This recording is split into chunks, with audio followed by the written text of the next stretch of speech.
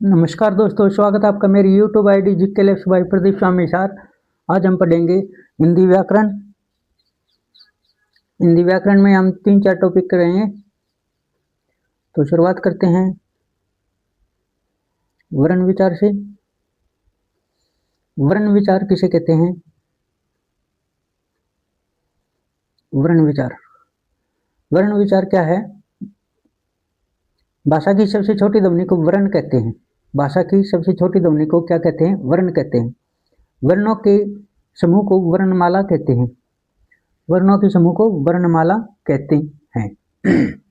स्वर नंबर 1 पे है स्वर। जिन वर्णों के उच्चारण में किसी अन्य वर्ण की सहायता नहीं लेनी पड़ती उन्हें स्वर कहा जाता है। जिन्हें क्या है, बोलने के लिए किसी अन्य वर्ण की सहायता नहीं लेनी पड़ती उन्हें क्या कहा जाता है? स्वर कहा जाता है। व्यंजन जिन वर्णों के उच्चारण में स्वर की सहायता लेनी पड़े उन्हें क्या कहा जाता है? व्यंजन कहा जाता है। ये हम शुरुआत से ही पढ़ते आ रहे हैं छोटी क्लासों से।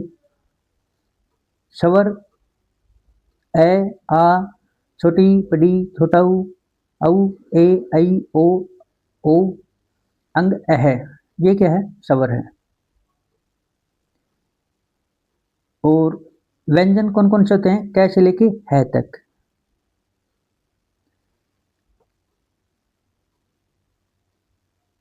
नेक्स्ट है स्वर की संख्या हिंदी में 11 है और संस्कृत में 13 है। व्यंजनों के भेद। व्यंजन कौन कौन से? स्पर्श व्यंजन, अंतस्थ व्यंजन, उष्म व्यंजन। स्पर्श व्यंजन क्या होते हैं?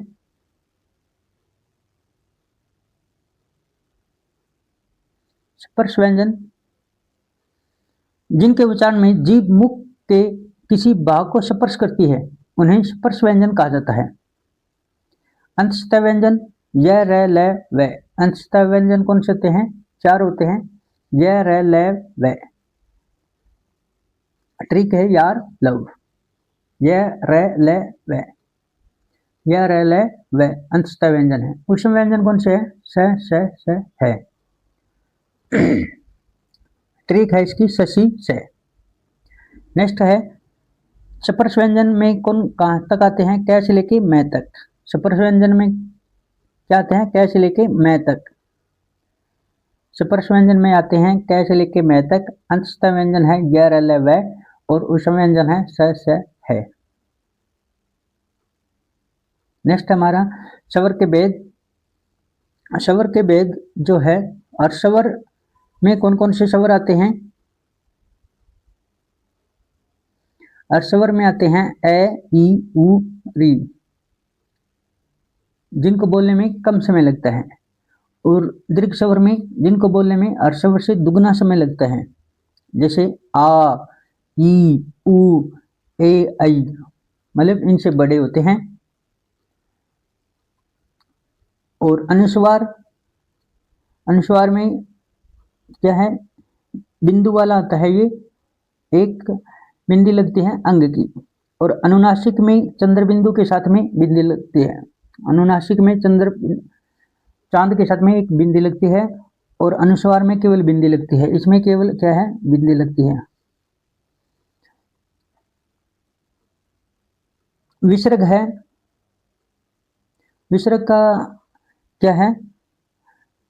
विसर्ग का चिन्ह आता है 2 बिंदी। उदाहरण है दुख, प्रत्यय। संयुक्त व्यंजन 2 व्यंजनों के मेल से बने वर्ण को संयुक्त व्यंजन कहा जाता है, जैसे अक्षय त्र अज्ञ। महत्वपूर्ण तथ्य है कौन कौन से हैं? हिंदी वर्णमाला में 52 वर्ण होते हैं। स्वर 11, व्यंजन 41। सबसे छोटा स्वर है ए और सबसे बड़ा है औ।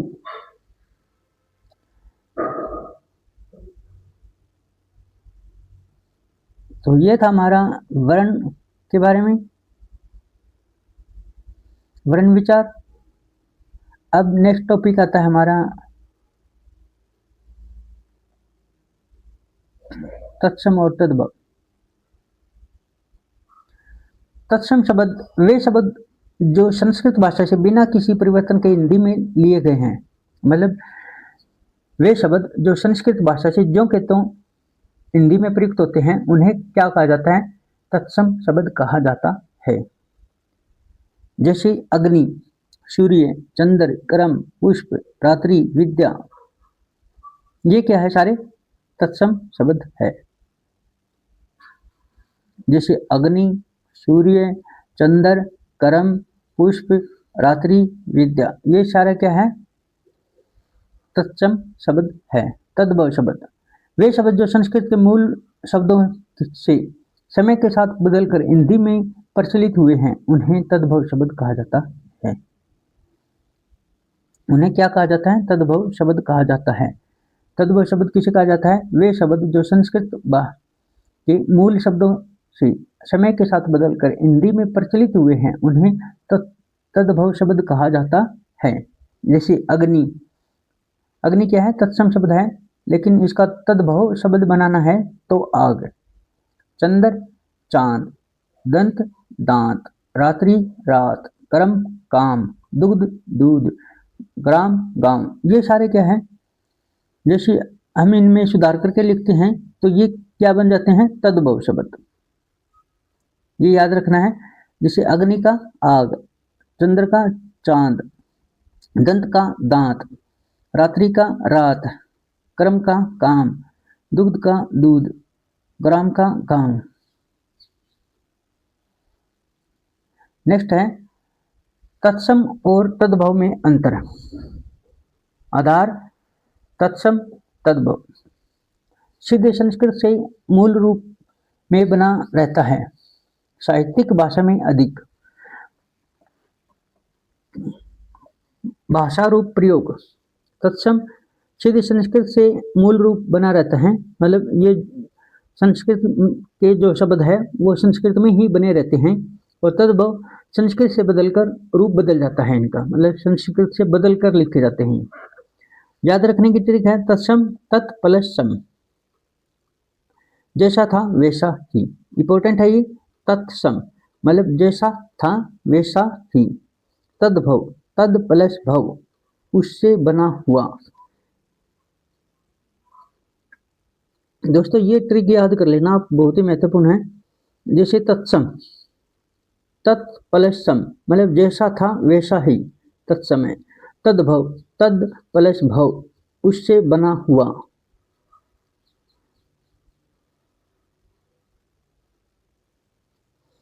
महत्वपूर्ण उदाहरण है सूर्य, सूरज, मुख, मुंह, नेत्र, नैन, कर्ण, कान, और पाद, पैर, अक्षी, आंख। ये होता है जो ऊपर दिए हैं, ये है तत्सम शब्द और नीचे है तद्भव शब्द। नेक्स्ट हमारा संधि का टॉपिक इंपॉर्टेंट है। दो वर्णों के मेल से होने वाले विकार परिवर्तन को संधि कहते हैं। जब दो या दो से अधिक वर्ण आपस में मिलते हैं तो उन्हें क्या कहते हैं? संधि कहा जाता है। दो या दो से अधिक वर्णों के मेल को क्या कहा जाता है? संधि कहा जाता है।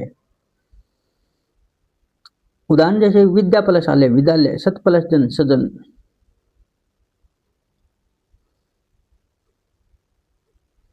विद्या प्लस आलय विद्यालय, सत प्लस जन सजन। संधि के प्रकार स्वर संधि, व्यंजन संधि, विसर्ग संधि। स्वर संधि किसे कहते हैं? जब दो स्वरों के मिलने से परिवर्तन होता है उसे स्वर संधि कहा जाता है। जैसे दीर्घ संधि, गुण संधि, वृद्धि संधि, जन संधि, अयादि संधि। स्वर संधि के कितने भेद है? 5। दीर्घ, गुण, वृद्धि, जन, अयादि। उदाहरण है जैसे हिम प्लस आलय हिमालय, देव प्लस इंद्र देवेंद्र।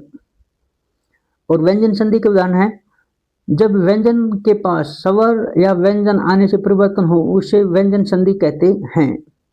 जैसे सत प्लस जन सजन, दिक प्लस गज दिग्गज। विसर्ग संधि जब विसर्ग के बाद स्वर या व्यंजन आने पर परिवर्तन हो उसे विसर्ग संधि कहा जाता है। जैसे मन प्लस हर मनोहर, नी प्लस शब्द निशब्द। अब हम करेंगे स्वर संधि के उदाहरण। स्वर संधि का पहला उदाहरण दीर्घ। दीर्घ संधि क्या है? स्वर संधि का पहला भेद है। जैसे ए प्लस ए का क्या हो जाता है? आ। छोटी प्लस छोटी ई का क्या हो जाता है? बड़ी ई। और उ प्लस उ का हो जाता है औ। जैसे विद्या प्लस आल्य, इसमें आ आया है प्लस आ, तो दोनों का क्या हो गया? आ, विद्यालय। ग्री प्लस ईस, ग्रीस। वृद्धि संधि का उदाहरण क्या है? ए आ प्लस ए आई, ए आ प्लस ओ औ का बड़ा बन जाता है ये। जैसे मत प्लस एक, मत एक, महा प्लस औषधि, महोषधि। अयादि संधि, ए का आई, ओ का औ, ने का अन, बो का अन। जैसे ने प्लस अन, नैन, भो प्लस अन, भवन। ये बन जाते हैं इसके। गुण संधि में क्या होता है? महा प्लस इंद्र, महेंद्र। सूर्य प्लस उदय, सूर्योदय। ये उदाहरण है इसके। और ए आ प्लस ई आई बराबर है ए। यन संधि, यन संधि में यदि प्लस अपि, यद्यपि। अनु प्लस ऐसन, अन्वेषण। संधि विच्छेद, विद्या प्लस आल्य, विद्यालय। हिम प्लस आल्य, हिमालय। मनोहर, मन प्लस हर, मनहर। निष्कर्ष क्या निकलता है? संधि हिंदी व्याकरण का महत्वपूर्ण भाग है। इससे शब्दों का निर्माण सुंदर एवं सरल बनता है। तो ये था हमारा संधि का टॉपिक। इसके याद करने की जो ट्रिक है ये है वृद्धि संधि में इस प्रकार उदाहरण याद रखेंगे। कभी कभी ये पूछ लेते हैं कि ये कौन सी संधि का उदाहरण है। तो वृद्धि संधि में क्या आता है? ए ओ की मात्रा आती है, ए ओ की मात्रा। दीर्घ संधि में आ ई उ, मतलब आ ई उ की मात्रा आती है। यन संधि में य र ल व के साथ आधे अधूरे शब्द। इसमें य से शुरू होता है तो आप ये याद रखेंगे य र ल व के साथ क्या है? आधे अधूरे शब्द होते हैं। और गुण संधि में ए ओ री की मात्रा, ए ओ री की मात्रा। ये याद कर लेना आप।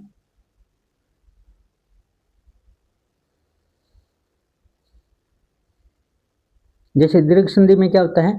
बड़ा होता है।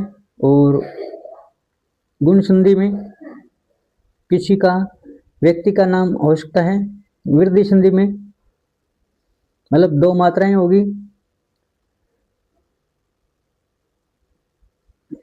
देखो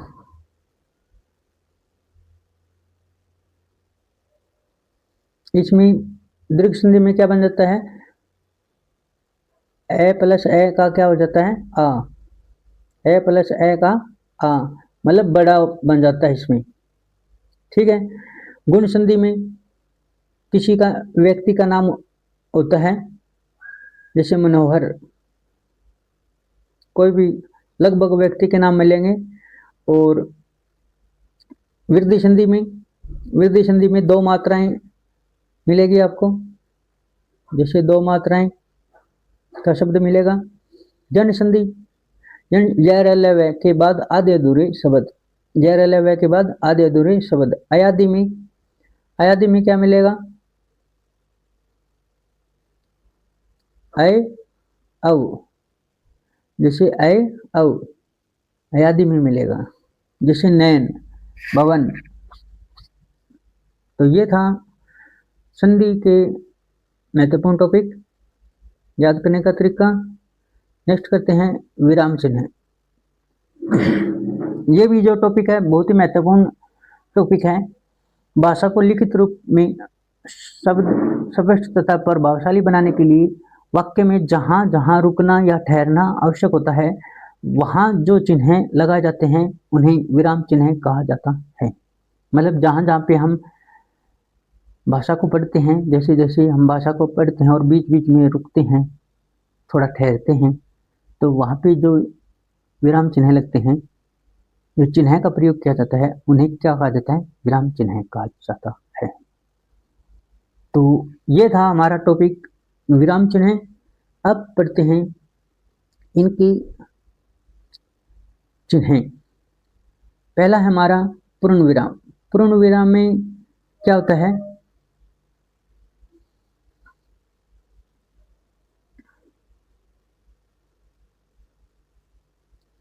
जब वाक्य हमारा खत्म हो जाता है तो लास्ट में हिंदी में क्या लगाते हैं? ऐसे एक डंडा लगा देते हैं और इंग्लिश में फुल स्टॉप लगा देते हैं। तो जिस वाक्य के अंत में पूर्ण विराम लगाने के लिए यह चिन्ह लगाया जाता है, जैसे उदाहरण राम स्कूल जाता है, तो ये जो एक डंडा लगाया हुआ है इसमें, ये क्या है? हमारा पूर्ण विराम। दूसरा है प्रश्नवाचक चिन्ह। प्रश्न पूछने वाले वाक्य के अंत में लगाया जाता है। जैसे हम कोई प्रश्न करते हैं तो लास्ट में क्या है? ऐसा निशान लगा देते हैं और उसके नीचे एक बिंदी, वो क्या होता है? प्रश्नवाचक चिन्ह। विषमयादि बोधक चिन्ह। नंबर 3 पे क्या है? विषमयादि बोधक चिन्ह। जैसे आश्चर्य, दुख, खुशी आदि भाव प्रकट करने वाले वाक्य के अंत में लगाया जाता है। जैसे उदाहरण है, वाह क्या सुंदर दृश्य है, तो इसमें वाह के बाद में क्या लगेगा?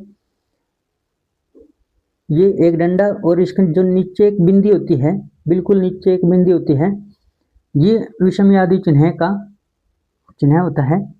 जैसे कोई हम आचार्य की बात सुनते हैं, दुख हो जाता है, खुशी हो जाती है आदि के भाव प्रकट करने के लिए वाक्य के अंत में क्या लगाया जाता है? ये चिन्ह लगाया जाता है। जैसे वाह, वाह के बाद में क्या लगा? ये चिन्ह, क्या सुंदर दृश्य है। तो ये होगा हमारा विषमयादि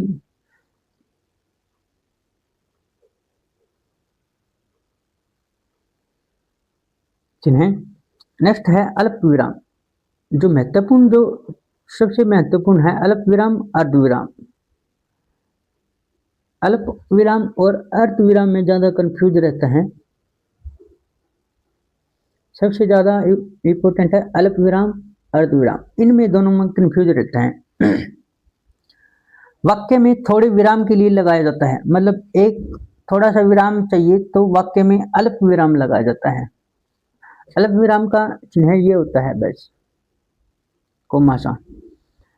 जैसे राम, राम के बाद में हम थोड़ा ठहरे, राम मोहन और सोहन बाजार गए, तो राम के बाद में क्या लगा? अल्प विराम। वाक्य में थोड़े विराम के लिए जो चिन्ह लगाया जाता है उन्हें क्या कहा जाता है? अल्प विराम कहा जाता है।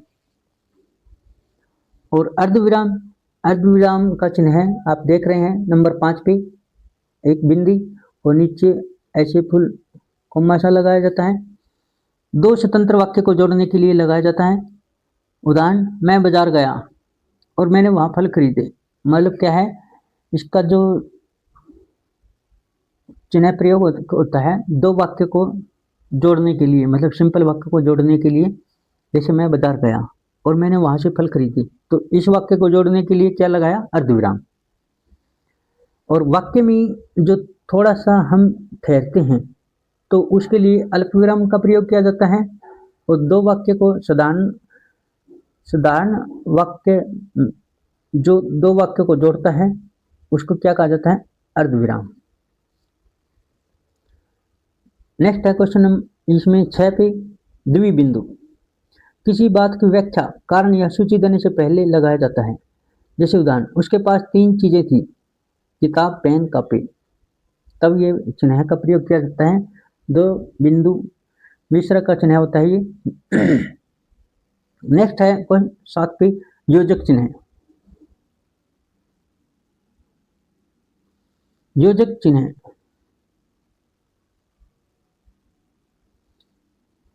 7 पे क्या है? योजक चिन्ह विचारों को जोड़ने और या जोर देने के लिए लगाया जाता है।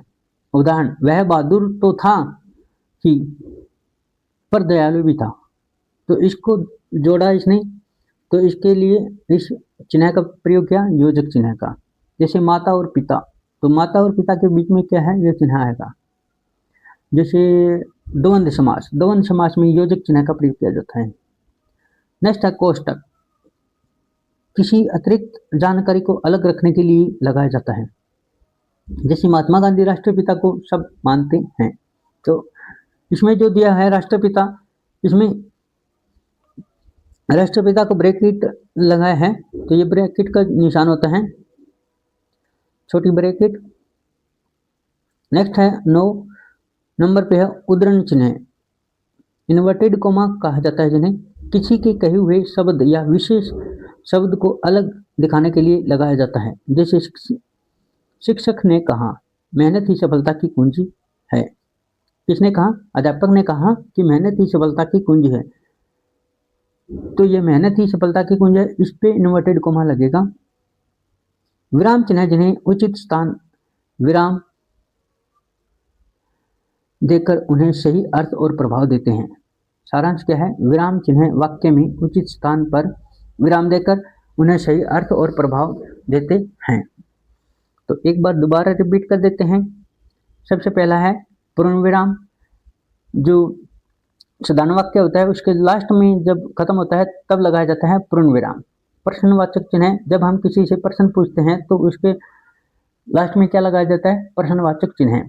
और नंबर 3 पे है विषम या आदि बोधक चिन्ह, मतलब जब कोई आश्चर्य दुख आदि भाव को प्रकट करने के लिए वाक्य के अंत में लगाया जाता है, जैसे वाह क्या सुंदर दृश्य है, तो वाह के बाद में लगेगा विषम या बोधक चिन्ह। अल्प विराम, मतलब जब हम वाक्य में थोड़ा सा विश्राम लेते हैं, मतलब थोड़ा ठहरते हैं, तो अल्प विराम का प्रयोग किया जाता है। और अर्ध विराम, जैसे दो सिंपल वाक्य है उनको जोड़ने के लिए अर्ध विराम का प्रयोग किया जाता है। जैसे मैं बाजार गया और मैंने वहां पर फल खरीदे, तो इनको दोनों वाक्य को जोड़ने के लिए अल्प विराम का प्रयोग हुआ है, अर्ध विराम का प्रयोग हुआ है। नेक्स्ट है द्विबिंदु विसर्ग जैसा जो चिन्ह होता है, किसी भी बात की व्याख्या करने या सूची देने से पहले लगाया जाता है। योजक चिन्ह विचारों को जोड़ने या जोर देने के लिए लगाया जाता है। और योजक चिन्ह का प्रयोग द्वंद्व समास में भी प्रयोग किया जाता है, द्वंद्व में। कोष्टक चिन्ह जो छोटी ब्रैकेट होती है, किसी अतिरिक्त जानकारी को अलग रखने के लिए लगाया जाता है ये। और उद्धरण चिन्ह जिन्हें इन्वर्टेड कोमा कहा जाता है, किसी के कहे हुए शब्द या विशेष शब्द का उत्तम किसी के कहे हुए शब्द या विशेष शब्द को अलग दिखाने के लिए इस शब्द का प्रयोग किया जाता है। जैसे शिक्षक ने कहा मेहनत ही सफलता की कुंजी है। तो मैं आशा करता हूं कि ये जो टॉपिक पढ़ाए हैं ये आपके समझ में आ रहे हैं। एक या दो बार आप समझोगे तो समझ में आ जाएंगे।